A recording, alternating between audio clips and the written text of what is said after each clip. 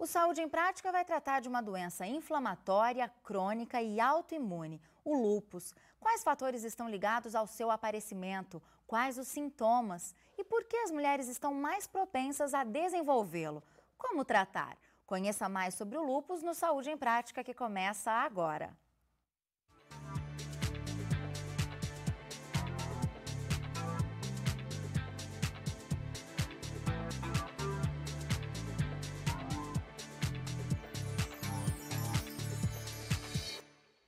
E para nos esclarecer sobre o lúpus, o nosso convidado é o reumatologista Júlio Ota.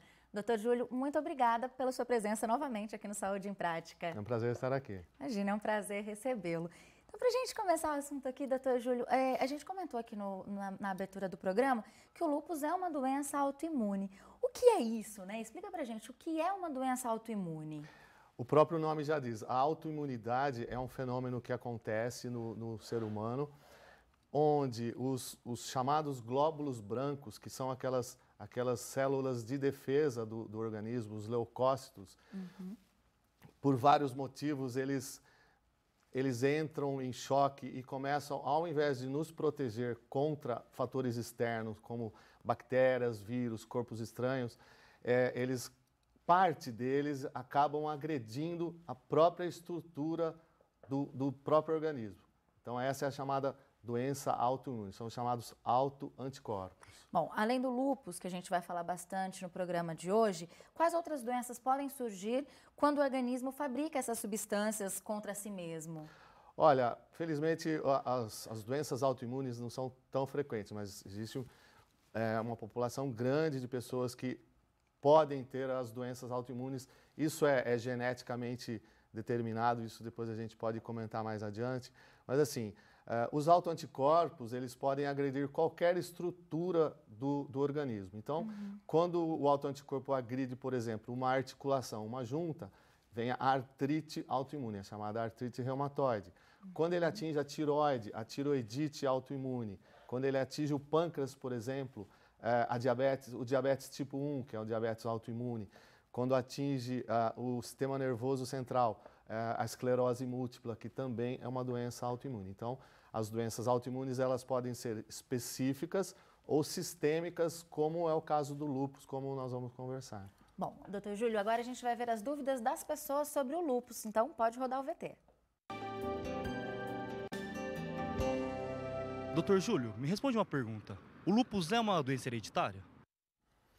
Existe um fator, um dos fatores causadores da doença é a genética, só que não é uma genética direta, como outras doenças conhecidas, o diabetes, por exemplo. É multifatorial, tem multigenes envolvido, mas assim, a questão ambiental, a questão infecciosa é muito primordial no lúpus também. Então, é uma doença multifatorial, onde o fator genético é também muito importante. Não é todo mundo que tem lúpus, só quem pode ter lúpus que vai ter lúpus. Entendi. Agora, além então do fator genético, quais os outros fatores podem influenciar no aparecimento dessa doença? Olha, uma das causas assim um dos gatilhos mais importantes conhecidos do lúpus são as infecções, tanto virais quanto bacterianas. A questão ambiental também. Qualquer tipo de infecção? Qualquer tipo de infecção pode desencadear o lúpus, né? Os micro-organismos, eles têm o que a gente chama de mimetismo. Então, o nosso sistema de defesa, ele reconhece aquele micro-organismo, aquela bactéria ou aquele vírus, e como aquele vírus ou bactéria ele tem no DNA semelhanças com o nosso organismo, então o autoanticorpo acaba agredindo também estruturas do nosso organismo, seja rim, seja coração, seja intestino, aí por isso que o termo chamado doença autoimune.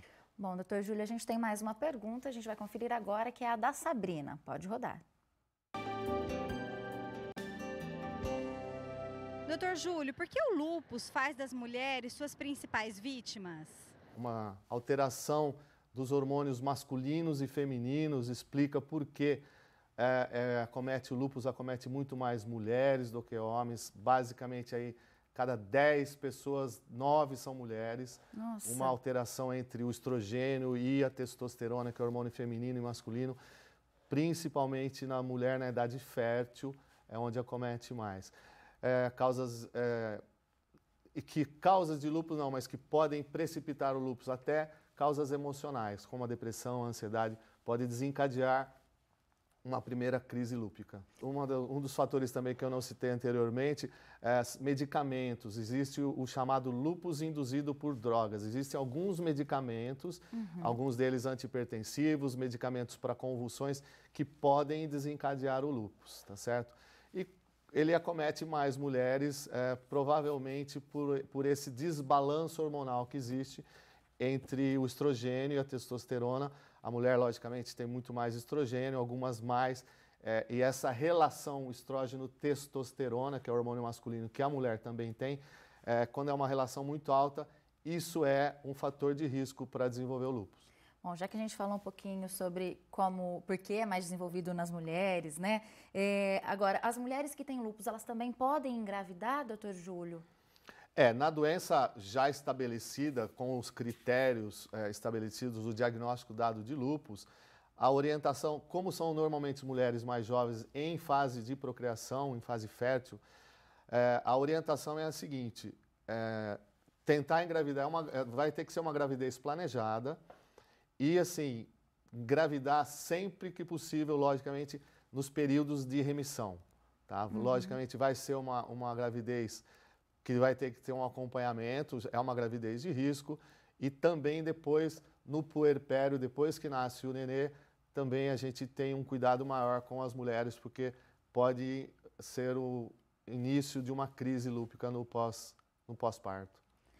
Doutor Júlio, o lúpus ataca algum órgão ou tecido específico do corpo? Como é que ele age? Quais são os tipos de lúpus? O lúpus é conhecido como uma doença sistêmica. O que significa isso? Uma doença que abrange basicamente todo o organismo. Então, quais são as estruturas mais acometidas pelo lúpus?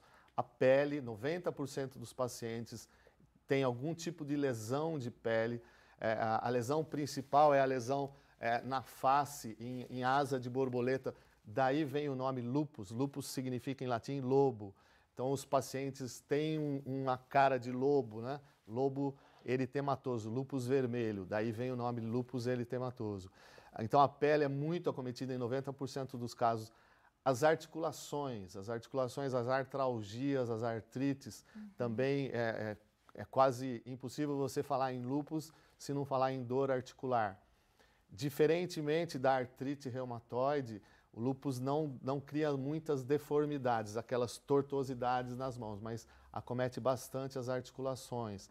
E outros órgãos internos, assim, aí com maior risco, como os rins. A nefrite lúpica é a pedra de sapato de todo reumatologista que cuida de lúpus fica focado nos rins do paciente para cuidar desse rim, para não deixar o rim sofrer com essa nefrite lúpica, cardite lúpica, pneumonite lúpica e o lúpus neurológico, que também é extremamente grave quando acontece. Então, o lúpus é uma doença sistêmica que pode acometer todo o organismo.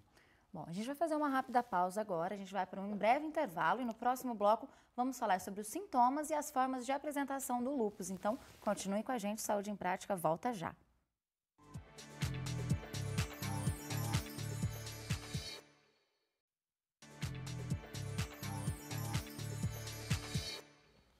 Saúde em Prática está de volta e aqui conosco está o reumatologista Dr. Júlio Horta nos esclarecendo sobre o lúpus. Agora, doutor Júlio, a gente tem uma pergunta que é da Maria Lúcia e a gente vai conferir. Quais são os indícios que pode levar uma pessoa a desconfiar que está com lúpus? E quais os primeiros sinais, né, doutor Júlio? O lúpus tem casos, às vezes, muito difíceis de diagnosticar. Às vezes o paciente passa por 3, 4, 5 médicos até descobrir que é lúpus. Às vezes os sintomas são bem difíceis de você diagnosticar, mas basicamente os sintomas gerais, a pessoa tem uma febre baixa, uma febrícula, uma dinamia, uma fraqueza, uma indisposição. Os sintomas que eu já disse, por exemplo, alterações de pele, lesões de pele, dores articulares são muito frequentes.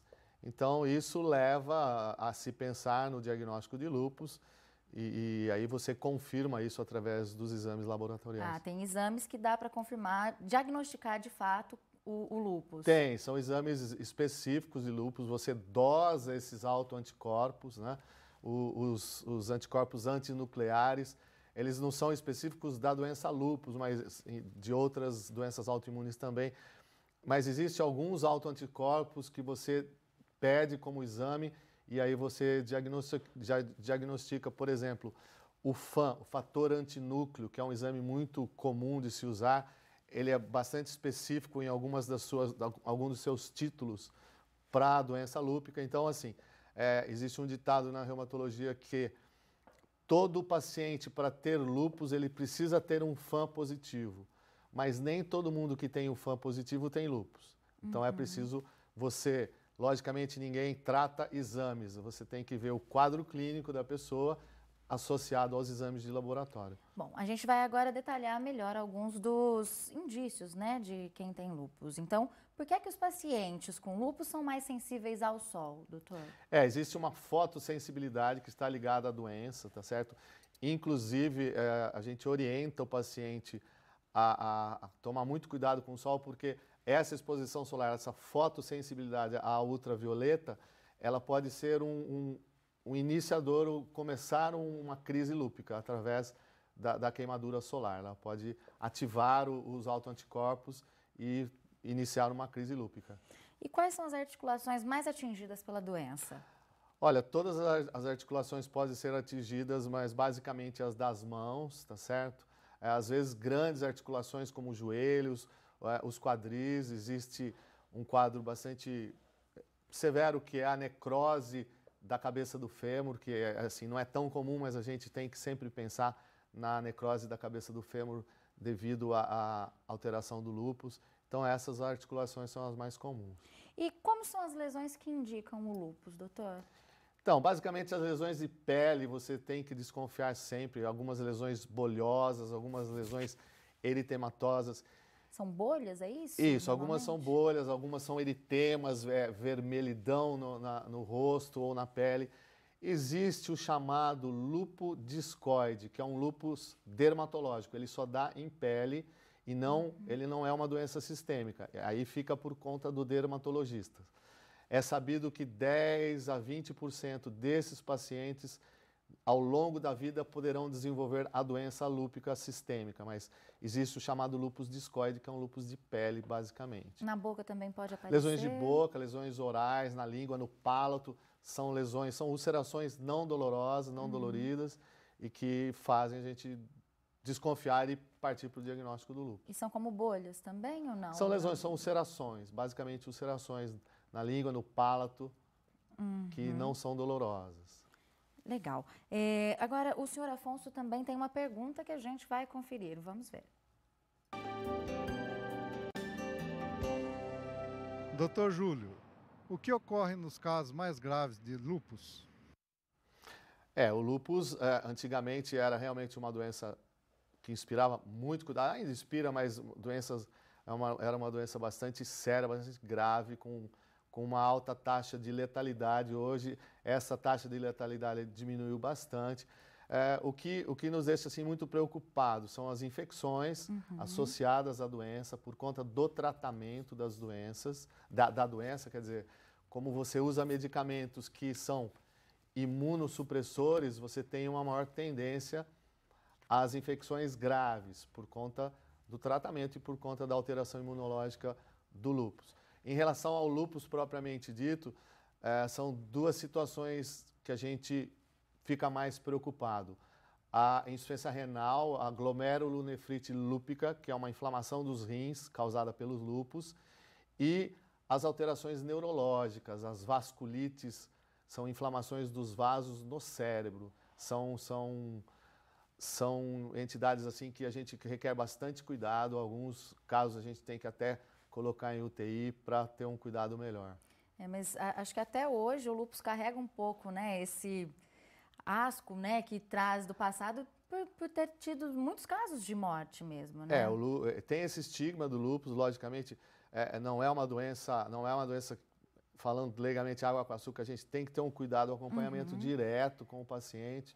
Mas assim, a sobrevida hoje de uma pessoa que inicia o lúpus é muito melhor do que há 20, 30, 40 anos atrás. Com o avanço da ciência, né, hoje é muito mais fácil de cuidar, de ter um acompanhamento, né? Sem dúvida, o apoio médico, o laboratorial, hospitalar, as medicações que a gente usa hoje em dia também, os chamados hoje medicamentos biológicos, a gente tem conseguido fazer com que o lúpus seja uma doença crônica, que tem que ter, lógico, um cuidado, mas controlável.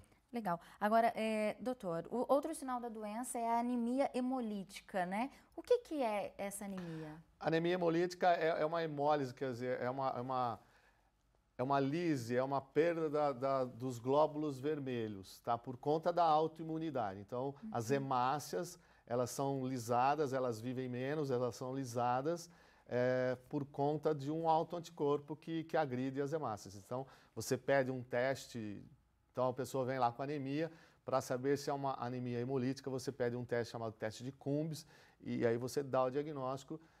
Existem também plaquetopenias, as plaquetas abaixam, também são as alterações hematológicas do lúpus. Bom, doutor Júlio, a gente vai fazer uma rápida pausa agora, mas no próximo bloco você confere como é feito o tratamento do lúpus e tem também o quadro De Olho no Movimento com o handball. Então continue aí com a gente.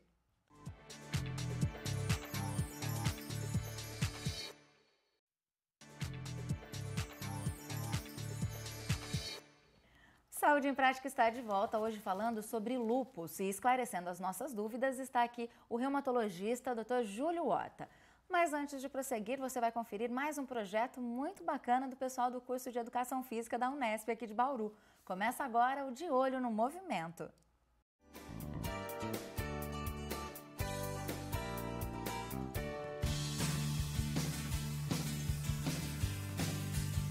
O projeto Ensinando e Aprendendo Handball, ele foi iniciado em 2003, né? Então em 2013 a gente completou já 10 anos do projeto, né?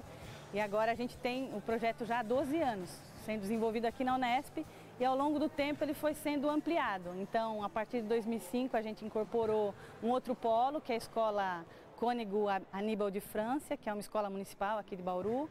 E em 2009 também nós incorporamos como um outro polo, o terceiro polo, a Instituição Colmeia. O público-alvo são crianças e adolescentes na faixa etária de 8 a 16 anos. Eu gosto desse projeto porque ele nos incentiva a fazer uma atividade física, nos anima todo final de semana para vir fazer essa atividade.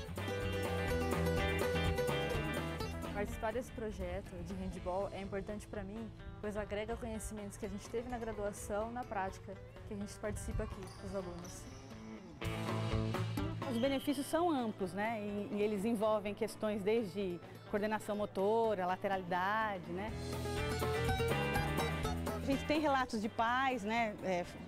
Trazendo informações de que antes de participar do projeto, o filho tinha problema na escola, também problemas disciplinares, e com o envolvimento no projeto, né, ele foi construindo novos laços, né, e novas relações, e isso também voltou para a escola, voltou para o dia a dia dele familiar. Não é igual certas pessoas que ficam em casa assistindo TV só na frente da televisão. É bom praticar um esporte para se divertir, para ter mais amigos e viver em grupo. Eles vão desenvolvendo uma prática social ampliada, né? Então eles aprendem com as pessoas da própria equipe, também com os adversários, na medida em que com os adversários eles estabelecem relações de respeito, porque se o adversário não estivesse no jogo, eles não teriam como jogar. Eu tenho colesterol. Aí a minha prima me falou sobre o projeto, eu comecei a vir e eu comecei a arrumar amigos, eu gostei e eu me identifiquei com esse esporte. Eu acredito que com essa aproximação aqui no projeto, eu consigo ficar mais próximo na hora de desenvolver ou mais apto na hora de desenvolver minhas aulas na prática. A experiência também para conseguir ministrar uma boa aula quando eu sair daqui formado. Para participar do projeto, caso a pessoa queira, né, trazer o filho ou o próprio adolescente queira frequentar as aulas aqui na Praça de Esportes, é só entrar em contato com o Departamento de Educação Física ou então nos visitar aqui aos sábados, das 9 às 10h30, que nós estamos aqui todos os sábados desenvolvendo as aulas. E na própria visita a gente já faz a inscrição, a matrícula e o aluno ou a aluna já pode iniciar o projeto.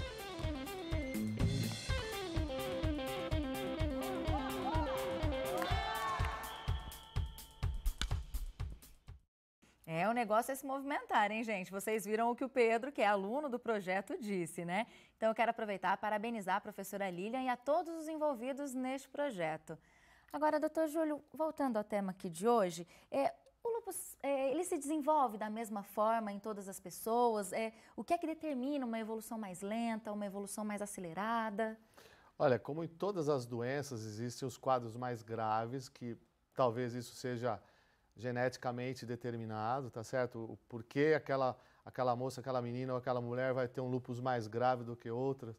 Provavelmente isso está ligado basicamente à genética, mas a gente vê os mais variados graus de doenças. Existem os lúpus extremamente agressivos, onde você tem que ser muito agressivo no sentido de abaixar, de tratar, de abaixar aquela crise lúpica. Então você lança a mão de imunossupressores, quimioterápicos extremamente potentes. E existem os lúpus mais brandos, onde você, com simples anti-inflamatório ou dose baixa de cortisona, você consegue controlar. Uhum. Agora, em relação ao tratamento, doutor, levando em consideração os recursos médicos que a gente tem hoje, um paciente com lúpus tem condições de ter uma vida normal, de ter qualidade de vida? Como que é o tratamento?